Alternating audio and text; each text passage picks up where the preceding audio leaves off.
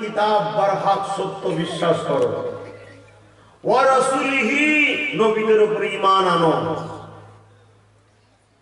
ওয়াল ইয়াউমিল আখির আখিরাতের উপর ঈমান আনো, ওয়াল কদরি খাইরিহি ওয়া শাররিহি ভালো মন্দ আল্লাহর পক্ষ থেকে হয় বিশ্বাস করো, ওয়াল বা'স বা'দাল মাউত মৃত্যুর পরে আবার একটা জায়গা আছে সেখানে তোমায় উঠানো হবে, এর উপরে ঈমান আনো। এটা হলো প্রথম কাজ। প্রথম কাজ তাহলে কি? ঈমান। আরো ছোট্ট করে এই কথাটা বলে দিচ্ছি, লা ইলাহা ইল্লাল্লাহ মুহাম্মাদুর রাসূলুল্লাহ, এটাকে বিশ্বাস করা, জানের থেকে বেশি ভালোবাসা। দ্বিতীয় নম্বর কাজ কি? বান্দা তুই 5 ওয়াক্ত আমাকে রুকু আর সিজদা দিবি। এটা ক নম্বর কাজ? দ্বিতীয়। প্রথম নম্বর হলো ঈমান, বিশ্বাস আনো। তারপরের কাজ কি? তুই রুকু দিবি, সিজদা দিবি। এই কাজটা যদি আমরা না করে যাই, মার আছে না নাই? এই মারটা কি আল্লাহর অন্যায়? আর এই কাজটা যে আল্লাহ দিয়েছে, এই কাজটা করলে আল্লাহর উপকার, তাদের উপকার। এই শরীর থেকে আল্লাহ এমন কায়দায় তৈরি করেছে, এই 5 ওয়াক্ত ওই সময়গুলো নামাজ পড়তেই হবে না, শরীরের ক্ষতি হবে। এই শরীরটা যিনি বানিয়েছে তিনার থেকে বেশি ভালো কেউ জানে না।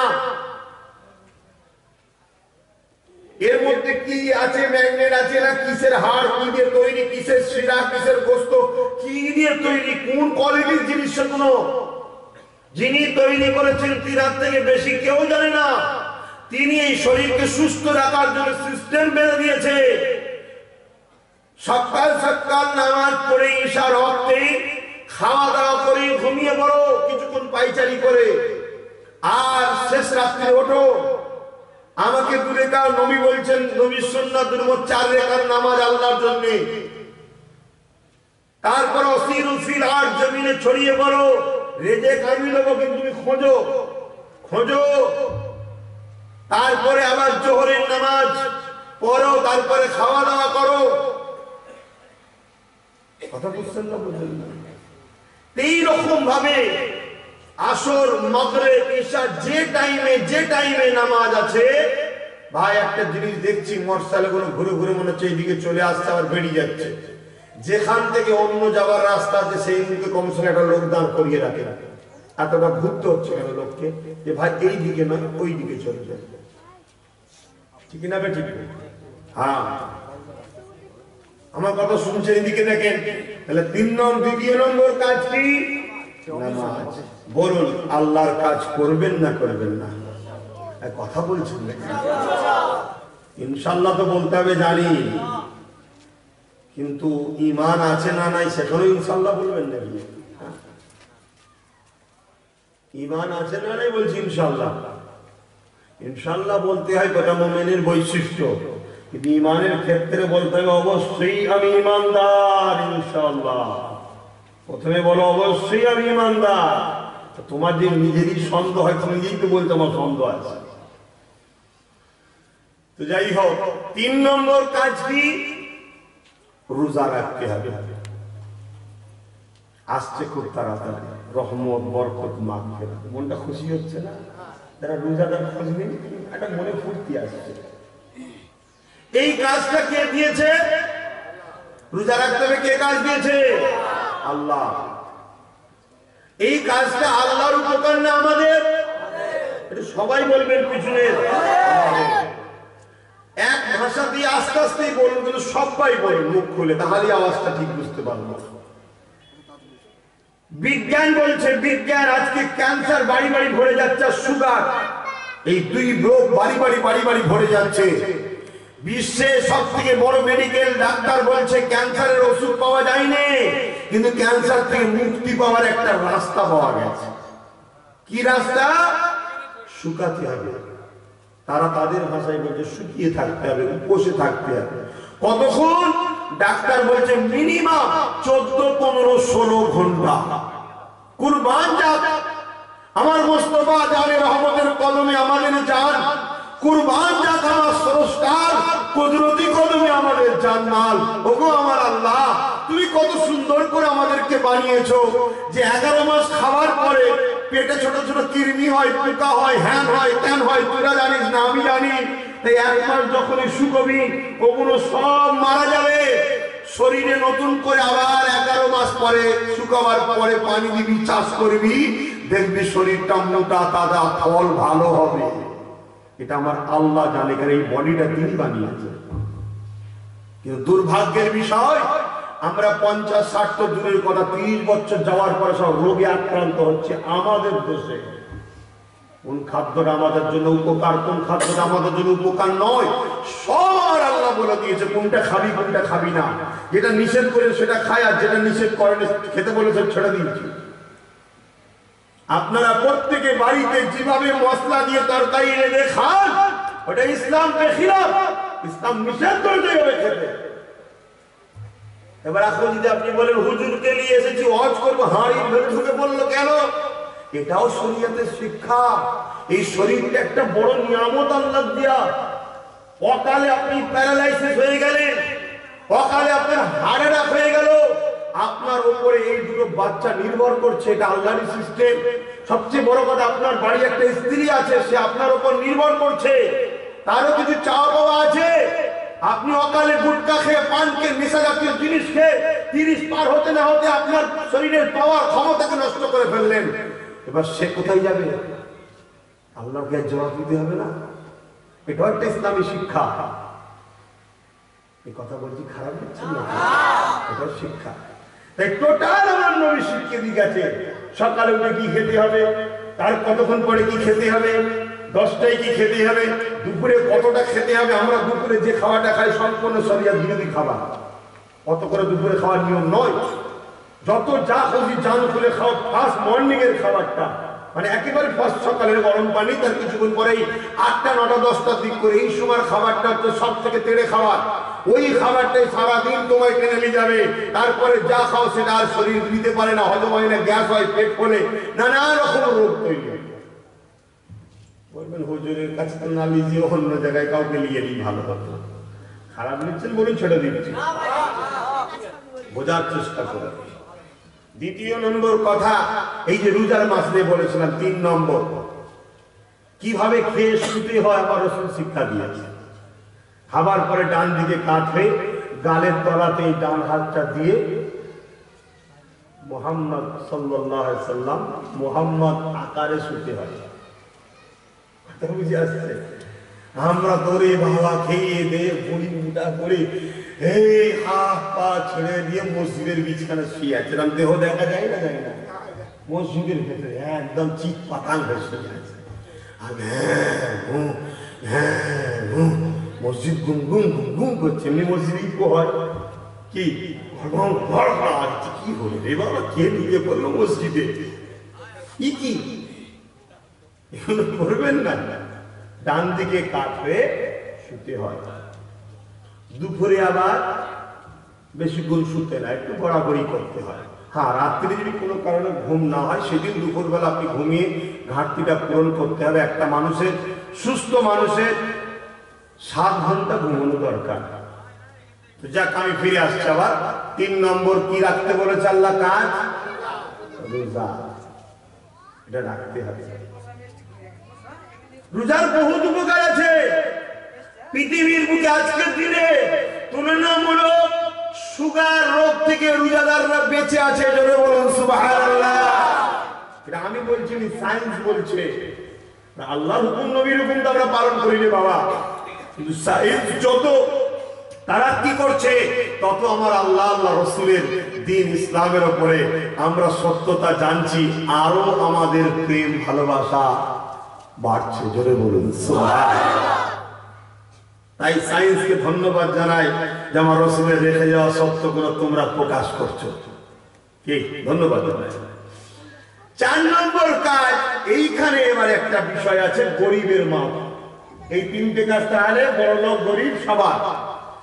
ঈমান আনা, মুসলমান নয়, মানুষের কথা বলছি, মানুষ, প্রত্যেকটা মানুষের দায়িত্ব তার খালিকের উপর ঈমান আনতে হবে। আর মুহাম্মদ সাল্লাল্লাহু আলাইহি ওয়াসাল্লামকে নেতা রাসূল বলে মানতে হবে, এটা মহান স্রষ্টার হুকুম। কেউ যদি না মানে জবাব সে দেবে, কিন্তু আমাদের ঝগড়া করার অধিকার নেই, এটা মাথায় রাখবেন।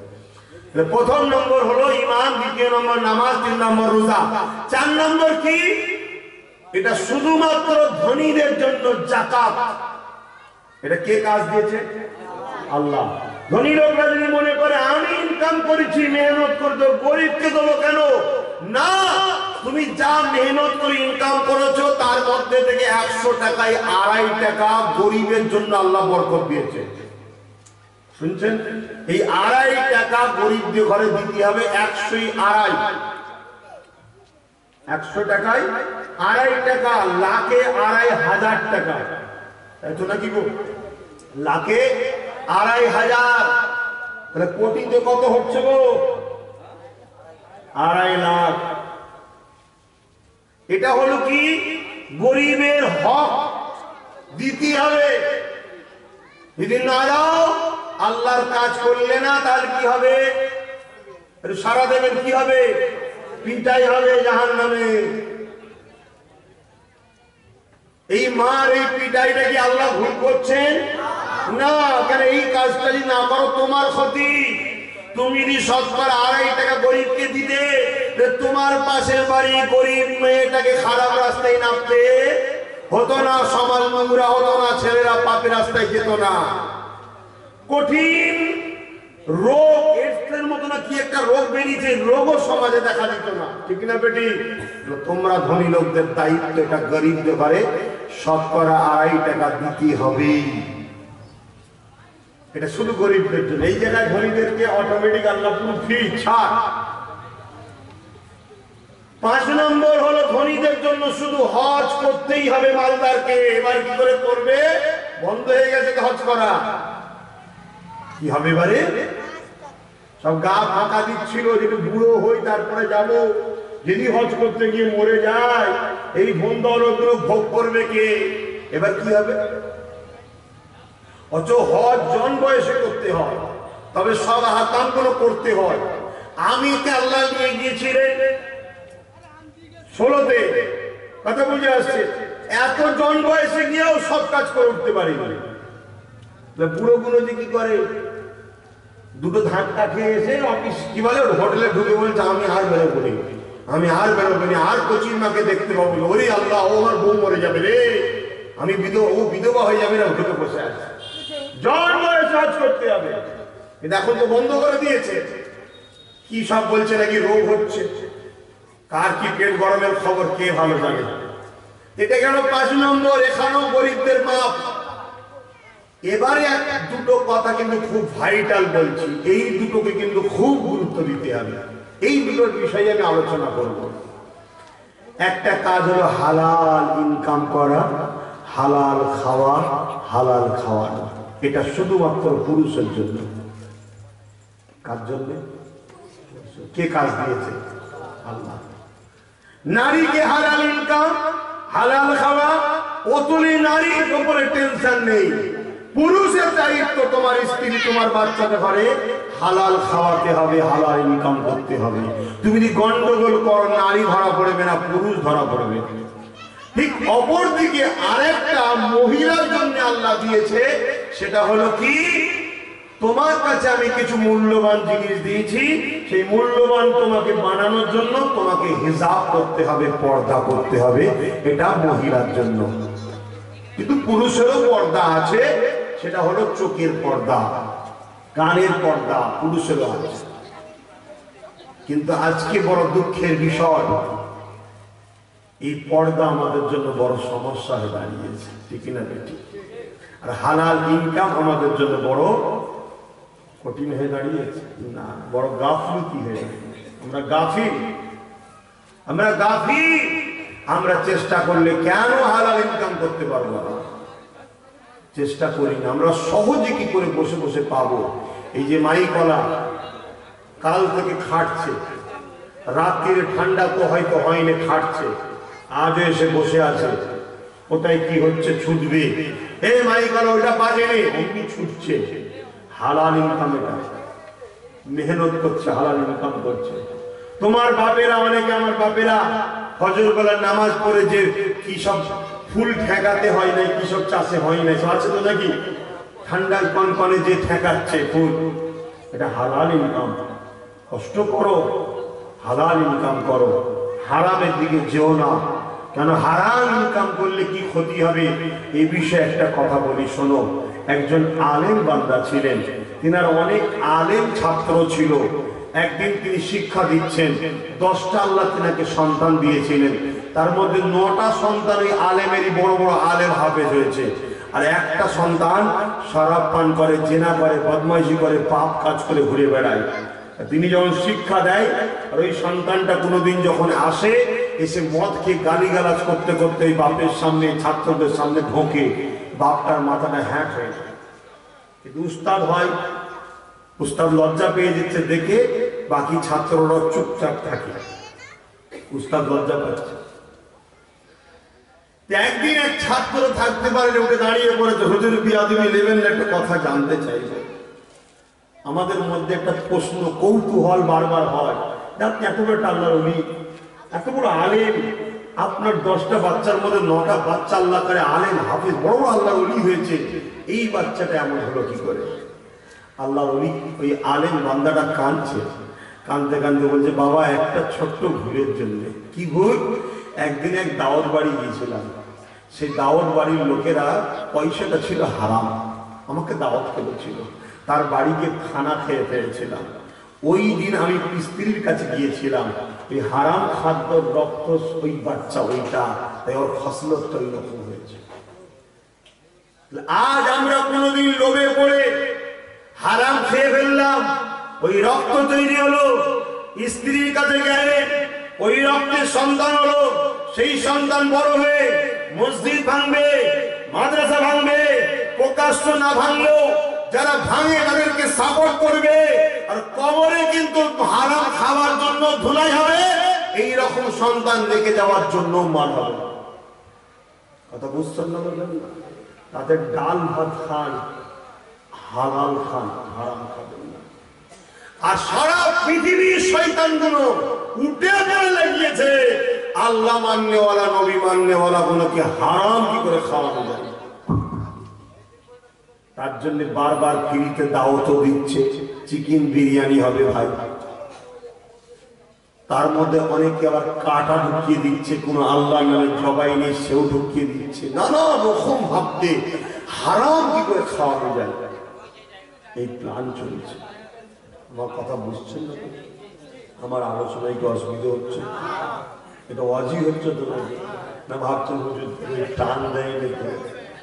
টান দিলেই আজ জানি, একটু সৌন্দর্য করে বললে মানুষের দিলটা ছুঁয়ে যায়, অ্যাট্রাকশন হয় জানি, কিন্তু যদি কেউ এইভাবে নসিহত করে সেটা কি অজ নয়?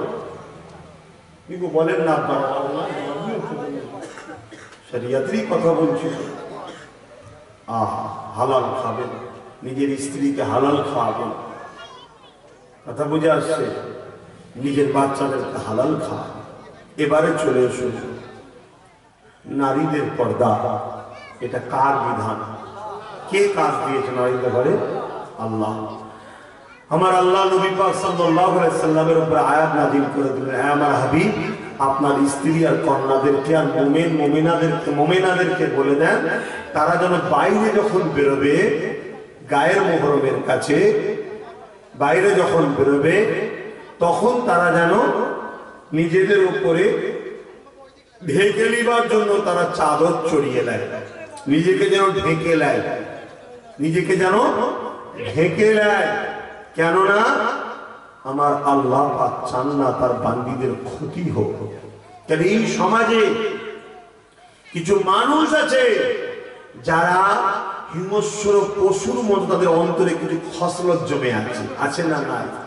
তারা সর্বপ্রথম অ্যাটাক করে নারীদের চরিত্রের উপরে, নারীদের উপরে ঝাঁপিয়ে পড়ে।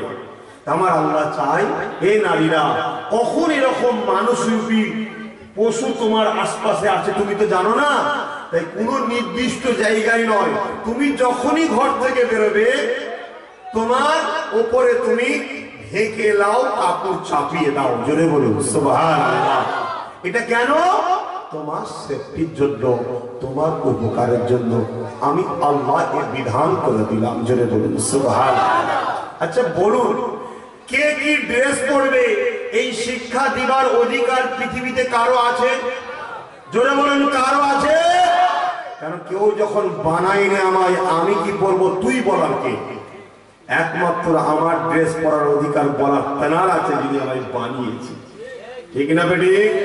তিনি বলছে নারী তোমরা তোমাদের উপরে কাপড় চাপিয়ে দাও যাতে তোমাদের চেহারা সৌন্দর্য প্রকাশ না পায়। ঢিলে ঢালা কাপড় পরো, বোরখা নয়, ঢিলে ঢালা কাপড় চাপাও। সেটাকে পরবর্তীতে সুবিধার জন্য বোরখা করা হয়েছে, কিন্তু সমাজে এখন যে বোরখা বেরিয়েছে, ও বোরখা না পড়লে যতটা না খারাপ লাগতো, বোরখা পরে আরো বেশি বিহায়া লাগছে। আচ্ছা, না না, এই ফ্যাশন বন্ধ করতে হবে। এটা একটা ইসলামের দুশ্মনদের প্ল্যান। তারা এইভাবে তৈরি করে দিয়ে নারীদের ঘরে আরো পর পুরুষের কাছে অ্যাট্রাকশন করিয়ে দিচ্ছে।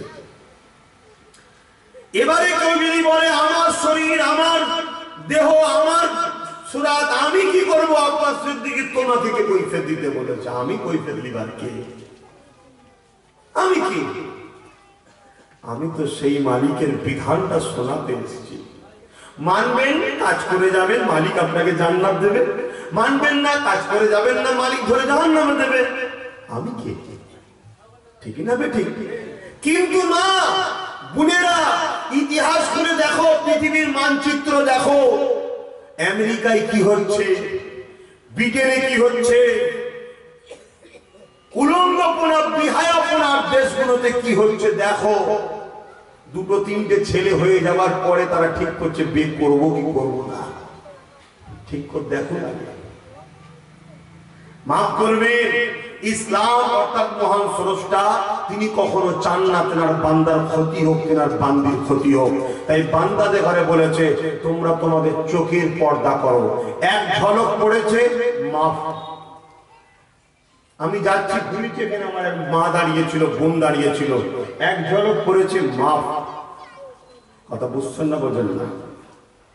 কিন্তু দ্বিতীয়বার তাকিয়ে শরিয়াতে নিষেধ আছে। কিন্তু হ্যাঁ, এটাও শুনে রেখে দাও, শিক্ষার নজরে একে অপরকে যদি দেখে পাপ না। একজন শিক্ষক শিক্ষা দিচ্ছে, সে তার দিকে দেখছে, মনের মধ্যে কোনো যদি খারাপ ধারণা না থাকে, এই দেখাটা শরিয়াতে ছাড়া। কথা বুঝে আসছে? কিন্তু শুধুমাত্র এতটুকুর মধ্যে, কিন্তু আপনি বাইরে যাচ্ছেন পুরো খুলে দিয়ে, গায়ে আপনার ঢাকা নাই, আন নাই, জামা পরেছেন ঠিকই, কিন্তু আপনার নিয়ামত যে আল্লাহ দিয়েছে সবটাই কিন্তু উপভোগ করা যাচ্ছে, বোঝা যাচ্ছে আল্লাহর বিধানে এটা হারাম। পর্দা হলো ফরজে আইন, করতেই হবে, এটা শরিয়তের হুকুম। অনেকে এই কথাটাকে নিয়ে বলতে চায় যে নারীদের উপরে ইসলাম জুলুম করেছে। বর্তমান রিসেন্ট কিছু আমার ভারতবর্ষে কিছু মানব রূপী পশু এই কথা শোনা যাচ্ছে। এরা মানুষ নয়, এরা মানুষ রূপী পশু। এরা বলে যে হিজাব পর্দা ইসলাম নারীদের উপরে জুলুম করেছে। বলে না? বলে না? কেন না পর্দার মধ্যে রাখা হয়েছে।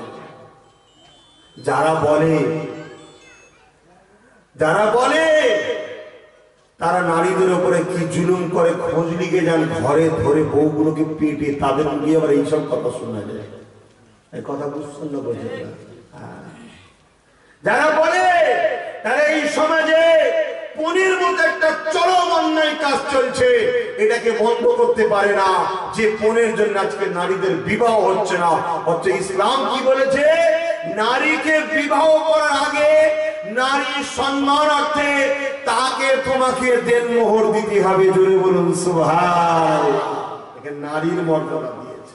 এবং তোমার বিবি আসবে, আল্লাহ বলছে আমার বান্দি তোর ঘরে যাবে, ওকে নিয়ে আসার আগে ঘর ঠিক কর, সাজা, ও থাকবে কোনো সুন্দর ব্যবস্থা কর, কারণ আমার বান্দির এটা ইজ্জত, আমি আল্লাহ বলে দিলাম, তুই ঠিক করে তারপরে নিয়ে আসবি। জোরে বলুন সুবহানাল্লাহ।